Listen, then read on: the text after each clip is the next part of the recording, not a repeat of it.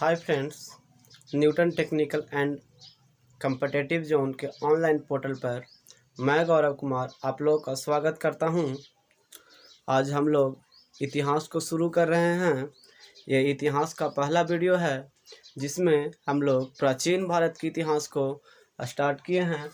इसके बाद मध्यकालीन भारत का इतिहास और उसके बाद आधुनिक भारत का इतिहास को हम लोग पढ़ेंगे और पूरे इतिहास को समझेंगे ताकि इतिहास से आने वाले लगभग सभी क्वेश्चन को डील कर पाएंगे। बहुत सारे स्टूडेंट ऐसे होते हैं जो इतिहास को समझने के बजाय रटने की कोशिश करते हैं और वे रट कर याद भी कर लेते हैं, परंतु कुछ ही समय के बाद सारे क्वेश्चन को वो भूल जाते हैं और उन्हें एक ही चीज़ को बार बार याद करना पड़ता है और फिर भी एग्ज़ाम के समय में कहीं ना कहीं उनसे क्वेश्चन छूट ही जाता है। तो आज हम लोग इतिहास को रटने की नहीं और पढ़ने की नहीं बल्कि समझने की कोशिश करेंगे और हम लोग धीरे धीरे करके पूरे इतिहास को समाप्त करेंगे। तो इतिहास को समझ प्राचीन भारत के इतिहास में हमारा आज का पहला टॉपिक है प्राग ऐतिहासिक काल। स्रोतों के आधार पर प्राचीन भारत को तीन भागों में बांटा गया है। स्रोतों के आधार पर प्राचीन भारत को तीन भागों में बांटा गया है। पहला प्राग ऐतिहासिक काल, आध ऐतिहासिक काल और ऐतिहासिक काल। प्राग ऐतिहासिक काल। प्राग ऐतिहासिक काल उस काल को कहा जाता है जिसमें द्वारा कोई लिखित साक्ष्य प्राप्त नहीं हुआ है।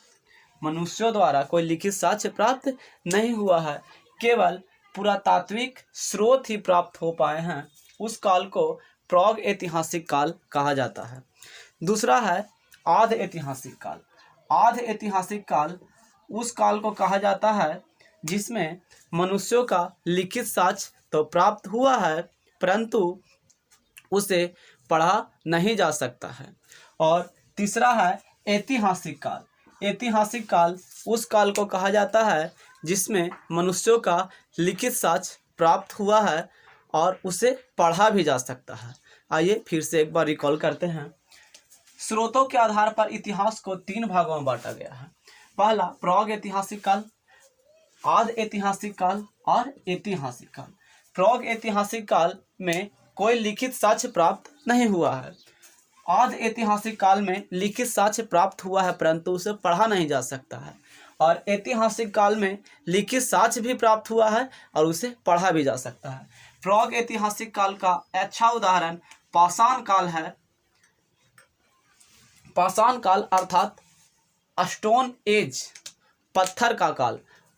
उस समय में प्राग ऐतिहासिक काल अर्थात पाषाण काल के समय में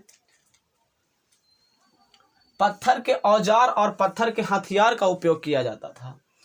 दूसरा है आध ऐतिहासिक काल। इसका अच्छा उदाहरण है हड़प्पा सभ्यता। अगर आप लोग पढ़े होंगे या आगे आने वाले वीडियो में सिंधु सभ्यता में हम लोग पढ़ेंगे कि हड़प्पा सभ्यता अर्थात सिंधु सभ्यता की लिपि भावचित्रात्मक थी, जिसमें भावचित्रात्मक का मतलब जिसे पढ़ा नहीं जा सकता है।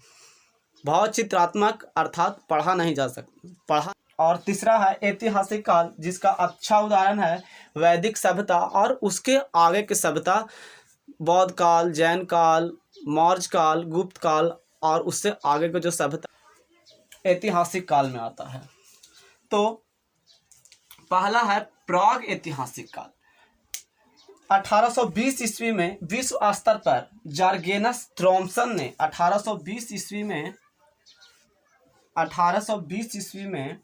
जॉर्गेनस थॉम्सन ने इसे तीन भागों में बांटा। पाषाण काल, कांस्य युग और लौह युग। पाषाण काल का मतलब होता है कि वह काल जिसमें मनुष्यों द्वारा औजार और हथियार के रूप में पत्थर का उपयोग किया जाता है। पाषाण यानी पत्थर, पाषाण यानी कि पत्थर का उपयोग किया जाता था। उसके बाद का काल आया कांस्य युग। कांस्य तांबा और टीन का मिश्र धातु है। इस युग में मनुष्यों के द्वारा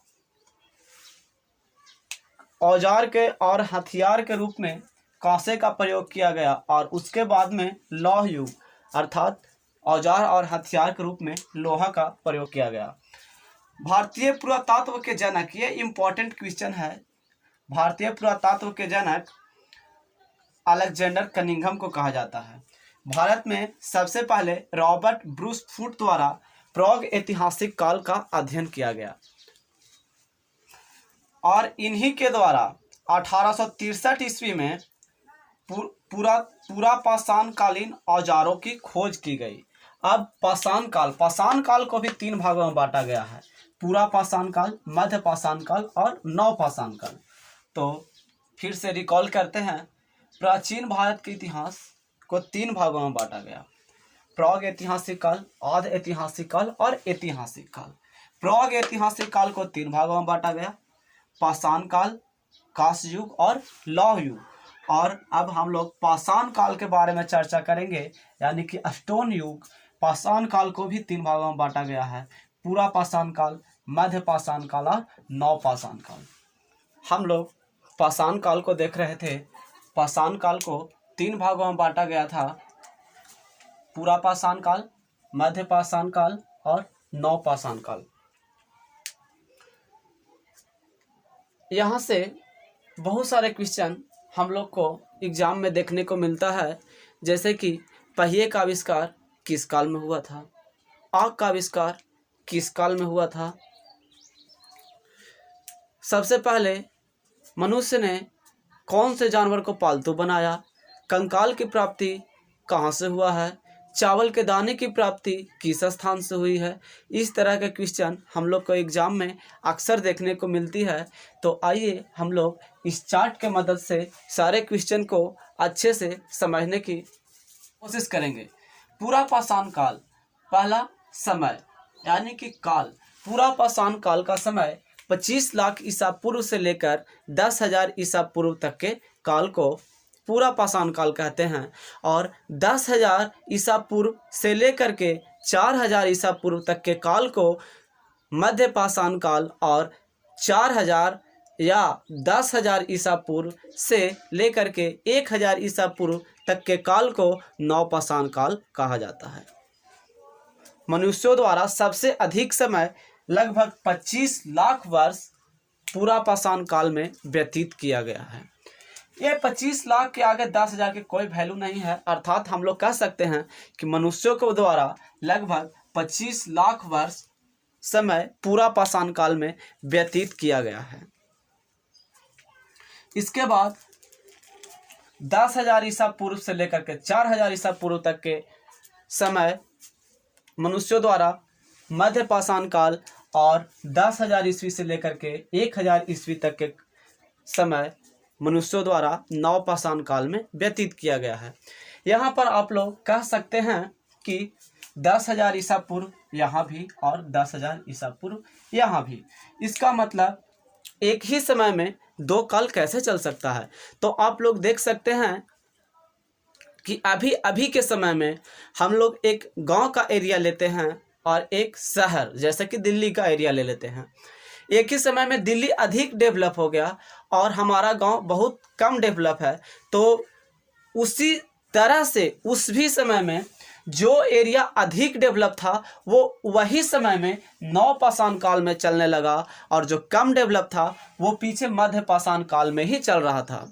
तो इस तरह से इस ऐसे स्थिति को संक्रमणीय काल कहते हैं, यानी कि एक समय में 2 काल चलते रहता है।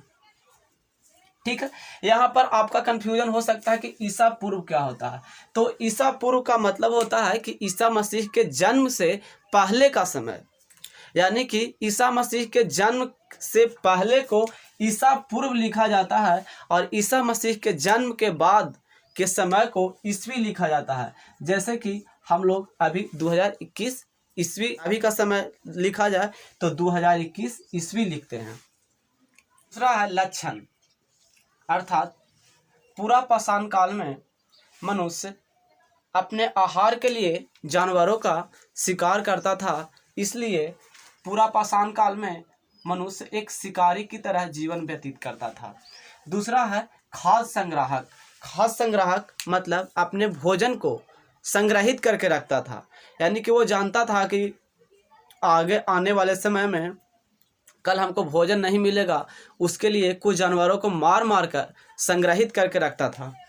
दूसरा मध्य पाषाण काल। मध्य पाषाण काल में मनुष्य अपने आहार के लिए शिकार तो करता रहा, अर्थात वो शिकारी की तरह जीवन तो व्यतीत करते रहा, लेकिन उस समय उसने पशुपालन का प्रारंभ किया, यानी कि पशुपालन की शुरुआत मध्य पाषाण काल में हुआ था। और उसके बाद नवपाषाण काल। नवपाषाण काल में मनुष्यों के द्वारा कृषि की शुरुआत की गई, पशुपालन का व्यवस्थित शुरुआत नवपाषाण काल में। यहाँ पर पशुपालन तो करना शुरू किया था, लेकिन वह पूर्ण रूप से पशुपालन नहीं कर। पशुपालन की शुरुआत तो मध्य पाषाण काल में ही शुरू हो गई थी, परंतु पूर्ण रूप से पशुपालन की शुरुआत नवपाषाण काल में हुई। अब आप लोग जान सकते हैं कि जब कृषि की शुरुआत हुई तो कृषि करने के लिए मनुष्य को अस्थायी निवास जरूरी है। ऐसा नहीं है कि बैंक है, बैंक में पैसा जमा कर दिए और चल गए विदेश, वहाँ से आए कुछ दिन के बाद तो यहाँ पर हमारा बैंक में पैसा दोना हो गया। तो उस तरह से तो कृषि में नहीं हो सकता है, इसलिए कृषि करने के लिए मनुष्यों को अस्थायी निवास होना जरूरी था। इसलिए अस्थायी निवास की प्रवृत्ति ही नहीं बल्कि समाज आदि की स्थापना नवपाषाण काल में शुरू हुई। इसके बाद खोज, किस काल में मनुष्यों द्वारा किस चीज़ की खोज की गई, तो आप लोग की आग का आविष्कार कब हुआ था, पहिए का आविष्कार कब हुआ था, पशुपालन का आविष्कार कब हुआ था, कृषि का आविष्कार कब हुआ था, इस तरह से क्वेश्चन पूछे जाते हैं। आग का आविष्कार पूरा पाषाण काल में हुआ था। आग का प्रयोग पूर्ण रूप से मध्य पाषाण काल में शुरू हुआ था। कृषि, पशुपालन, पहिया आदि की खोज नवपाषाण काल में हुई थी। औजार, पूरा पाषाण काल में मनुष्यों के द्वारा औजार के रूप में बड़े बड़े पत्थरों का उपयोग किया जाता था, जिसमें क्वार्टजाइट, सल्क ब्लेड आदि के पत्थरों का उपयोग पूरा पाषाण काल में किया जाता था। इसके बाद मध्य पाषाण काल में माइकोलिथ अर्थात छोटे औजार, छोटे छोटे औजार और सूक्ष्म पत्थर का उपयोग मध्य पाषाण काल में शुरू हुआ। और उसके बाद नवपाषाण काल में स्लेट के औजार का उपयोग मनुष्य के द्वारा शुरू किया गया। इसके बाद आता है महत्वपूर्ण स्थल। इससे कई एग्जाम में बहुत सारे क्वेश्चन पूछे जाते हैं, जिसमें अतिरमपक्कम जो तमिलनाडु में स्थित है, अतिरमपक्कम और हथनोरा जो एमपी में है। अतिरमपक्कम और हथनोरा से मानव के खोपड़ी तथा कंकाल का प्रमाण मिला है। अतिरमपक्कम और हथनोरा से मानव के खोपड़ी तथा कंकाल का प्रमाण मिला है। पूरा पाषाण काल में एक भीमबेटका, ये इंपॉर्टेंट है, भीमबेटका कहाँ पर है, एमपी में, और पूछा जाता है एमपी में कहाँ पर, तो नर्मदा घाटी पर। नर्मदा घाटी से चित्रकारी का साक्ष्य कहाँ से मिला है, भीमबेटका। भीमबेटका के जगह पर कभी कभी ऑप्शन में नर्मदा घाटी आपको देखने को मिलेगा।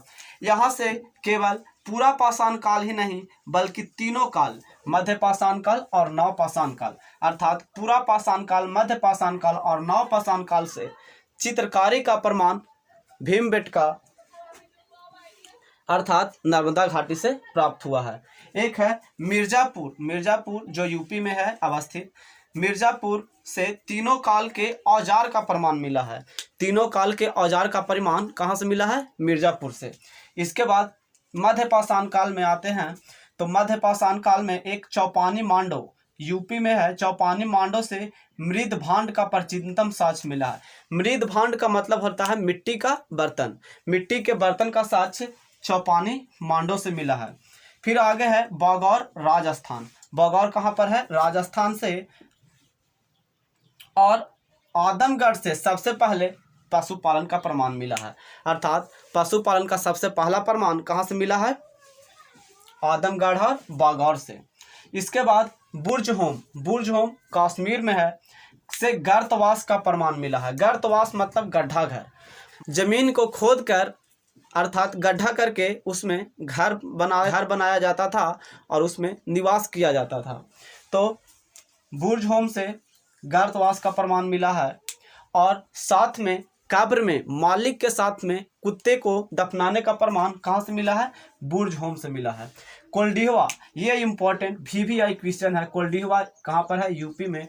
कोल्डिहवा से चावल का प्रमाण मिला है। बहुत सारे एग्जाम में ये क्वेश्चन पूछे गए हैं कि चावल का साक्ष्य कहाँ से प्राप्त हुआ है? तो कोल्डिहवा से। तो आइए एक बार फिर से रिकॉल कर लेते हैं। पूरा पाषाण काल का समय 25,000 ईसा पूर्व से लेकर 10,000 ईसा पूर्व तक के काल को पूरा पाषाण काल कहते हैं। 10,000 ईसा पूर्व से 4,000 ईसा पूर्व तक के काल को मध्य पाषाण काल और 10,000 ईसा पूर्व से 1,000 ईसा पूर्व तक के काल को नव पाषाण काल कहते हैं। यहाँ पर आपको ये ईस्वी में अलग अलग तरह की किताब में आपको कन्फ्यूजन हो सकता है। अलग अलग तरह की किताब में अलग अलग दिया गया है। जैसे कि 10,000 के यहाँ पर कहीं कहीं आपको 12,000 मिलेगा और ये 4,000 के यहाँ पर 6,000 मिलेगा। यहाँ पर आप 10,000 के ईसा पूर्व से लेकर 1,000 ईसा पूर्व या 4,000 ईसा पूर्व से लेकर के 1,000 ईसा पूर्व अलग अलग किताबों में अलग अलग तरह से देखने को मिलेंगे। हालांकि एग्जाम में यहाँ से क्वेश्चन बहुत कम पूछे जाते हैं। क्वेश्चन यहाँ से आता है कि पूरा पाषाण काल में मनुष्य का लक्षण कैसा था? तब पूरा पाषाण काल में मनुष्य एक आखेटक अर्थात शिकारी की तरह जीवन व्यतीत करता था। उसके बाद मध्य पाषाण काल में मनुष्य शिकारी तो बना रहा, परंतु वहाँ पर उसने पशुपालन की शुरुआत की। और नव पाषाण काल में मनुष्यों के द्वारा कृषि की शुरुआत की गई, पशुपालन की शुरुआत की गई और कृषि करने के लिए अस्थायी निवास की प्रवृत्ति शुरू हो गई। और अस्थायी निवास की प्रवृत्ति होने के साथ में उन्होंने समाज की स्थापना की। इसके बाद आग का खोज मनुष्यों के द्वारा पूरा पाषाण काल में ही की गई थी। हालांकि आग का उपयोग करना मनुष्यों के कृषि, पशुपालन और पहिए का आविष्कार मनुष्यों के द्वारा नव पाषाण काल में शुरू की गई। उसके बाद औजार, क्वार्टजाइट, सल्क और ब्लेड के औजार और बड़े बड़े पत्थरों को हथियार के रूप में मनुष्यों के द्वारा पूरा पाषाण काल में उपयोग किया जाता था।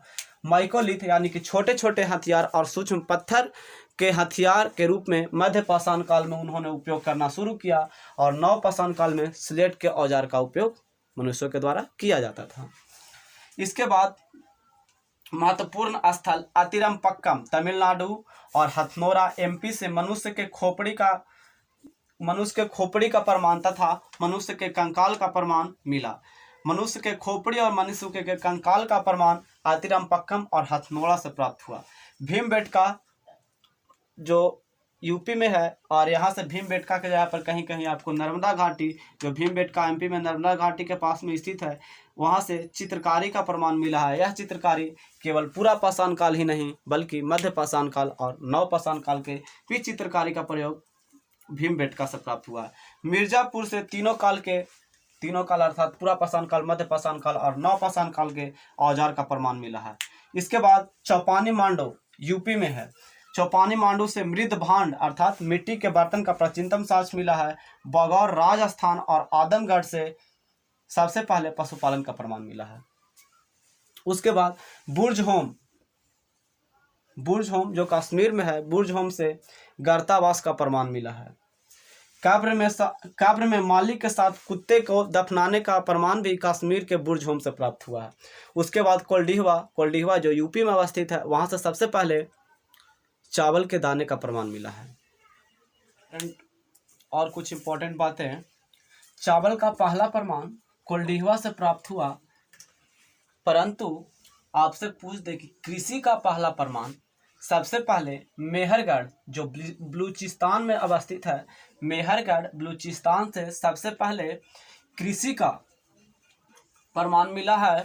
और चावल का सबसे पहला साक्ष्य कोल्डिहवा यूपी से मिला है। अगर चावल का साक्ष्य पूछ दे तो सबसे पहले चावल का साक्ष्य कोल्डिहवा यूपी से मिला है। और अगर कृषि का प्रथम साक्ष्य पूछ दे तो कृषि का प्रथम साक्ष्य बलूचिस्तान से मिला है। मेहरगढ़ बलूचिस्तान से मिला है। मनुष्य ने सबसे पहले तांबे धातु का उपयोग किया तथा उसके द्वारा बनाया गया पहला औजार कुल्हाड़ी था। मनुष्य के द्वारा उपयोग किया गया पहला धातु तांबा और उसके द्वारा बनाया गया पहला औजार कुल्हाड़ी था। और एक मनुष्य के द्वारा बनाया गया सबसे पहला पालतू जानवर कुत्ता है। इस तरह हम लोग आज प्राग ऐतिहासिक काल और पाषाण काल के बारे में कुछ जानकारी प्राप्त की है और आगे आने वाले वीडियो में हम लोग को अच्छे तरह से समझेंगे। अगर आप लोग को ये वीडियो अच्छा लगा है तो हमारे इस चैनल को सब्सक्राइब करें, लाइक करें और कमेंट करें। Thank you for watching this video.